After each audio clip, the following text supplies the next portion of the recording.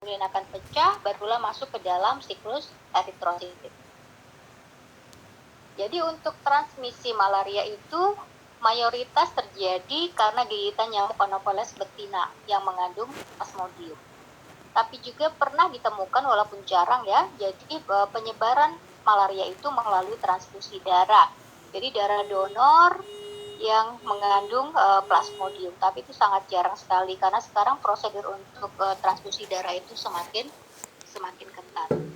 Jadi kalau kita bisa ringkas ya, untuk transmisi malaria karena gigitan nyamuk Anopheles betina, tahapan pertama adalah eksoeritrositik terjadi di dalam liver. Kemudian siklus eritrositik ya terjadi dalam sel darah. Kemudian ada Plasmodium merozoid yang berdiferensiasi. Merozoid ini adalah Plasmodium tapi dalam fase merozoid ya, yang berdiferensiasi yang menjadi gamet jantan dan betina. Yang kemudian ketika ada nyamuk Anopheles yang menggigit, maka akan terbawa gamet tersebut, kemudian terjadi perkembangan seksualnya di dalam tubuh nyamuk. Oke, jadi untuk siklus hidup malaria tadi sudah dibagi dua ya, ada sporogoni pada nyamuk dan skizogoni pada manusia. Sekarang ada juga yang disebut dengan periode prepaten. Jadi periode prepaten itu adalah periode atau masa dari sejak seseorang itu terinfeksi atau tergigit nyamuk yang mengandung Plasmodium sampai Plasmodium itu bisa dilihat pada sel darah merah. Pada eritrositnya bisa dilihat ada bentuk cincin ya, maka itu disebut dengan periode prepaten. Kemudian ada yang disebut dengan periode inkubasi, yaitu masa dari sejak pasien tersebut terinfeksi, terkena gigitan nyamuk yang mengandung Plasmodium, sampai munculnya gejala. Itu adalah periode inkubasi. Kemudian setelah itu akan terjadi tahapan clinical illness, kemudian tahapan recovery. Nah, periode inkubasi untuk tiap Plasmodium itu akan berbeda-beda ya. Untuk Plasmodium falciparum dan juga Plasmodium knowlesi, periode inkubasinya itu dari 7 sampai 14 hari. Kemudian vivac 12 sampai 17 hari. Karena vivac pada Plasmodium vivac itu bisa membentuk hipnozoid, jadi bisa saja relapse ya. Relapse itu artinya gejalanya baru muncul setelah 30 tahun. Relapse ini kenapa bisa terjadi relapse? Biasanya karena pasiennya tidak mendapatkan treatment atau mendapatkan treatment tapi tidak tepat, sehingga hipnozoidnya tidak semuanya mati, sehingga bisa relapse kembali setelah bertahun-tahun. Sama halnya juga dengan Plasmodium ovale. Pada Plasmodium ovale bisa terjadi relapse ya, dan inkubasinya sekitar 9 sampai 18 hari, sedangkan malaria inkubasinya 13 sampai 40 hari. Nah, pada malaria sering sekali dikenali ada sesuatu yang khusus ya, gejala yang khusus disebut dengan demam malaria atau yang disebut dengan paroxysme of fever pattern ya. Paroxysme itu adalah suatu kondisi yang terjadi secara tiba-tiba dan biasanya berat ya, namanya paroxysme atau demam malaria kalau istilah gampangnya. Nah, demam malaria ini terjadi sejalan dengan terjadinya siklus eritrositik. Jadi setiap kali terjadi siklus eritrositik, maka akan terjadilah siklus demam. Nah, untuk Plasmodium falciparum dan knowlesi, siklus demamnya itu terjadi setiap 48 jam. Itu disebut dengan siklus tersian. Jadi misalkan pada hari pertama seseorang itu demam, kemudian dia akan bebas demam selama 48 jam, setelah 48 jam kemudian dia akan demam kembali. Nah, periode ini akan sama dengan Plasmodium vivac dan ovale, jadi periode demamnya itu setiap 48 jam untuk periode tersian. Sedikit berbeda dengan Plasmodium malariae, di mana periode demamnya itu setiap 72 jam atau periode kuartian. Sekarang kita lihat faktor resiko pada faktor resiko yang bisa meningkatkan resiko seseorang mendapatkan malaria, yaitu pada anak-anak ya, anak-anak kecil. Jadi kalau dia tergigit nyamuk Anopheles betina yang infektif, karena sistem imunnya belum sekuat dewasa, maka resiko untuk mengalami malaria itu besar. Pada wanita hamil juga resikonya besar setelah tergigit. Kemudian pada orang-orang yang sistem imunnya rendah seperti pasien HIV atau pasien AIDS, kemudian resiko meningkat juga untuk orang-orang yang tinggal di daerah endemik malaria atau orang-orang yang traveling berkunjung ke daerah-daerah endemik ya. Juga untuk imigran yang berasal dari daerah endemik itu resikonya tinggi untuk mengalami malaria. Sekarang kita lihat gejala malaria. Tadi sudah disebutkan ada gejala klasik malaria atau demam malaria. Gejala klasik malaria atau demam malaria ini dimulai dari gejala menggigil. Pasien merasa kedinginan, menggigil. Setelah pasien menggigil, pasiennya akan mengalami demam yang tinggi. Setelah demam tinggi ya, demamnya mulai reda, kemudian diikuti dengan gejala diaporesis atau sweating berlebihan, keringat yang berlebihan.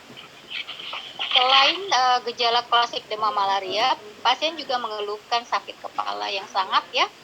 Ada juga yang mengeluhkan mual dan muntah, diare, mengeluhkan lemas anemia ya karena banyak sel darah merah yang pecah, kemudian sakit otot, kemudian BAB-nya berdarah karena banyak hemoglobin di dalam fesesnya yang berasal dari sel darah merah yang pecah, dan yang fatal itu untuk Plasmodium falciparum dan ada juga Plasmodium vivax bisa menyebabkan kejang karena plasmodiumnya sudah menyerang sel otak dan bahkan ada yang bisa menyebabkan koma. Nah tadi ya untuk gejalanya diawali dengan gejala paroksisme atau demam malaria ya. Gejala malaria yang periode demamnya itu berbeda-beda, ada yang setiap 48 jam, ada yang setiap 72 jam, tergantung dari spesies plasmodiumnya. Untuk demam malaria biasanya dimulai dari periode menggigil atau shivering. Periode menggigil selama 1-2 jam, kemudian diikuti demam tinggi. Setelah itu, setelah demamnya turun, pasien mengalami diaporesis, keringat yang sangat banyak. Kemudian suhu tubuhnya akan turun ke normal, bahkan bisa sampai turun di bawah normal. Nah, pada tahapan awal terinfeksi, mungkin pola demam malaria ini tidak terlalu terlihat, tapi semakin lama akan semakin kelihatan bahwa untuk demam malarianya ini punya pola tertentu. Selain gejala, tanda-tanda pada malaria itu ada anemia ya, karena tadi banyak sel darah merah yang lisis, trombositopenia, pasien yang bisa mengalami jaundice. Kenapa bisa mengalami jaundice? Ini berasal dari bilirubin yang meningkat. Kenapa bilirubin meningkat? Karena berasal dari pembongkaran hemoglobin. Bisa saja mengalami pembengkakan sel hati, sel limpas, hepatosplenomegali, gangguan pernapasan ya, karena kekurangan suplai darah, padahal suplai darah itu juga membawa oksigen. Disfungsi renal juga sama karena organ ginjalnya berkurang suplai darahnya sehingga berkurang nutrisi dan oksigen.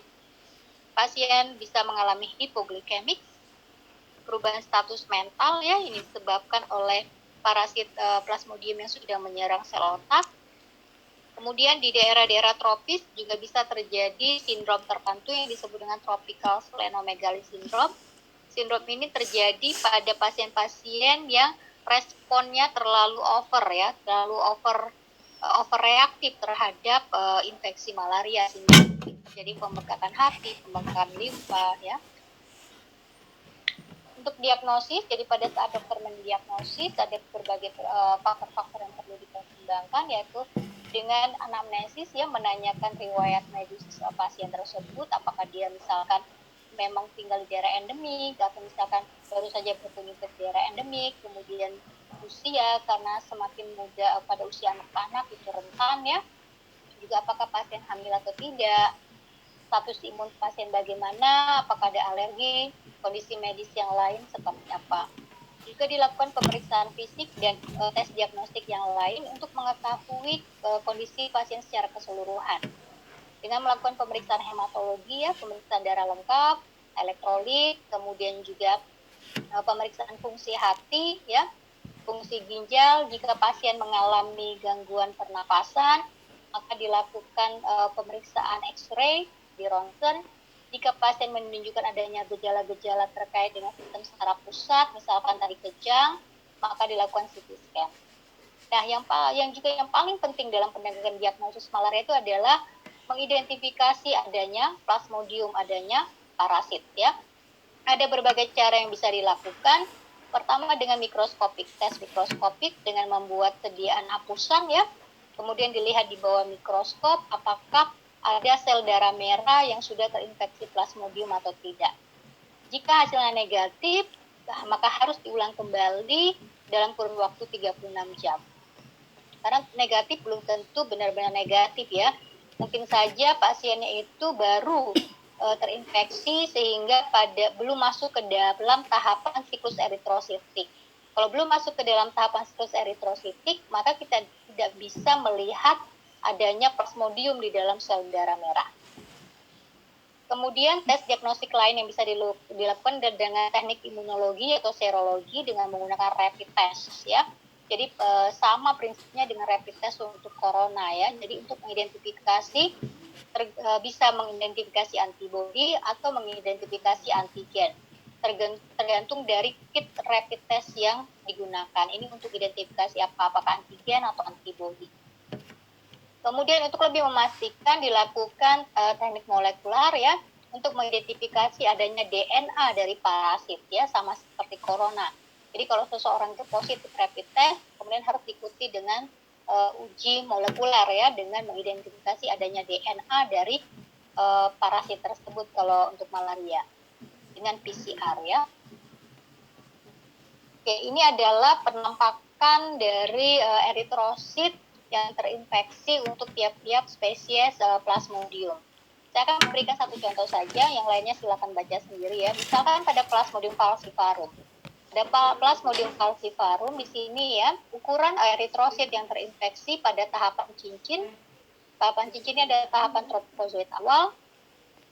Jadi sel darah merahnya tidak membesar. Ya, jadi tetap ukurannya akan tetap sama. Tapi kita akan melihat ada lebih dari satu plasmodium di dalam satu sel darah merah. Ya. Kemudian setelah masuk tahapan tropozoid, ya, plasmodium yang ada di dalam sel eritrosit yang terinfeksi tersebut akan membelah. Kemudian ketika dia masuk ke dalam tahapan tropozoid, sel eritrosit ini akan dia akan menghindari sel-sel eritrosit yang lain, jadi dia akan menyendiri ya, mengisolasi diri. Kemudian tahapan skizon ya, ini adalah tahapan skizonnya. Lalu untuk tahapan gametosit, ini salah satu yang spesifik pada Plasmodium falciparum. Pada tahapan gametosit ya, ketika plasmodiumnya berdiferensiasi membentuk gamet, maka sel eritrositnya akan membentuk struktur memanjang ya. Jadi bisa dibedakan dengan eritrosit yang normal. Ini adalah tampilan rapid test ya untuk identifikasi antigen atau antibodi. Jadi di sini ada bagian sumuran untuk menaruh tetesan darah dari perifer yang misalkan dari jari. Kemudian ada bagian di sini sumuran untuk meneteskan larutan buffer. Sedangkan hasilnya akan kita baca di bagian jendela sebelah sini. Ini adalah contoh hasil-hasil rapid test dan interpretasinya. Jika hasilnya negatif, maka yang akan muncul warnanya itu hanya pada bagian garis kontrol. Ya, jadi garis yang paling ujung di sini ya, kontrol. Jadi bila yang berwarna atau yang muncul warnanya hanya pada garis kontrol, maka kemungkinan negatif. Kemudian untuk pasien yang terinfeksi malaria yang bukan falciparum, maka yang muncul warnanya adalah garis kontrol dan garis bagian tengah. Sedangkan jika pasiennya terkena malaria falciparum atau kombinasi malaria falciparum dengan malaria yang lain, maka 3 garis ini semua akan berwarna. Kemudian jika kalau ditemukan bahwa yang berwarna itu adalah garis tengah, ya, ataupun garis yang paling depan, tapi garis kontrolnya tidak berwarna, maka dipastikan bahwa kit tersebut tidak valid, mungkin kadaluarsa. Jadi harusnya kalau kitnya itu valid ya, harusnya apapun hasilnya, garis kontrol itu harus selalu muncul. Oke, sekarang kita lihat prognosis ya, jadi ramalan ke depannya. Jadi untuk malaria yang bukan falciparum atau yang bukan Vivax ya, prognosisnya cukup baik ya. Jadi pasien kalau sudah mendapatkan pengobatan gitu ya, maka prognosisnya akan baik dalam kurun waktu 48 jam setelah memperoleh pengobatan. dan akan bebas demam setelah 96 jam. Berbeda dengan Plasmodium falciparum. Plasmodium falciparum prognosisnya itu cukup buruk ya. Jadi harus segera diobati dengan tepat. Kemudian harus deteksinya dini karena kalau tidak bisa terjadi mortalitas dan bisa menyebabkan komplikasi menjadi malaria yang parah ya. Nah, komplikasi yang bisa terjadi dengan malaria itu bisa bermacam-macam. Pada sistem saraf pusat misalkan bisa terjadi cerebral malaria, bisa terjadi kejang maupun koma. Pada darah bisa terjadi anemia hemolitik, bisa terjadi perdarahan sistemik ya, disseminated intravascular coagulopathy, bisa menyebabkan sindrom gangguan pernapasan. Kemudian di ginjal misalkan bisa terjadi black water fever, jadi demam yang disertai urin yang berwarna kehitaman karena banyaknya hemoglobin, dan bisa juga terjadi gagal ginjal akut. Kalau tadi malaria dibagi berdasarkan penyebab spesiesnya, tapi berdasarkan prognosisnya bisa dibagi jadi dua, yaitu malaria yang tidak parah atau uncomplicated dan malaria yang parah. Kapan seseorang tersebut disebut malaria yang parah? Ada definisinya. Jadi disebut malaria yang parah jika pada sediaan apusannya ya atau pada tes parasitologinya ditemukan adanya Plasmodium falciparum atau Plasmodium vivax. Jadi kalau Plasmodium yang lain misalkan Ovale, Malariae, Knowlesi itu tidak termasuk malaria yang parah ya. Jadi ditemukan definisinya ditemukan dulu entah itu Plasmodium falciparum atau vivax dan disertai dengan minimal satu dari kondisi klinis berikut atau minimal satu dari tanda-tanda lab berikut.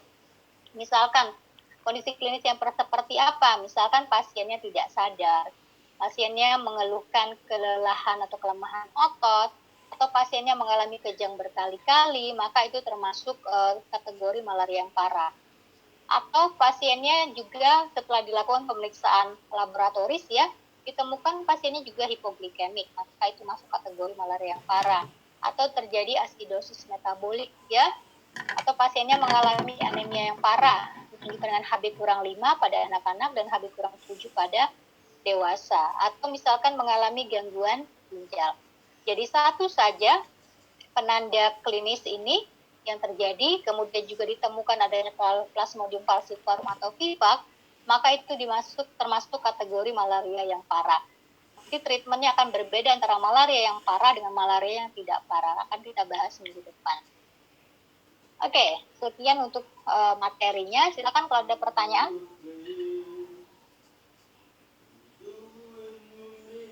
Silakan.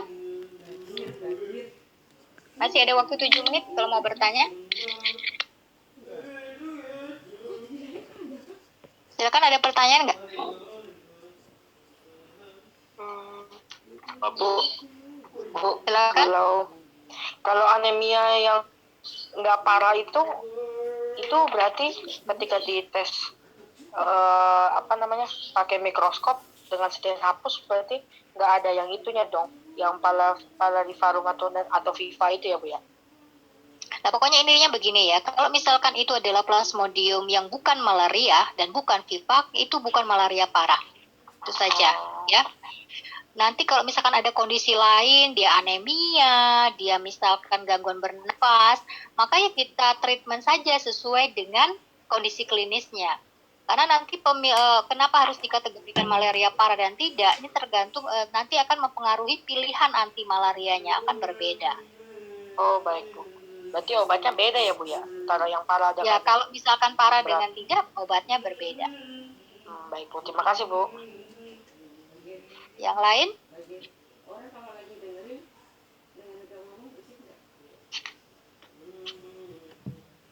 Yang lain gimana?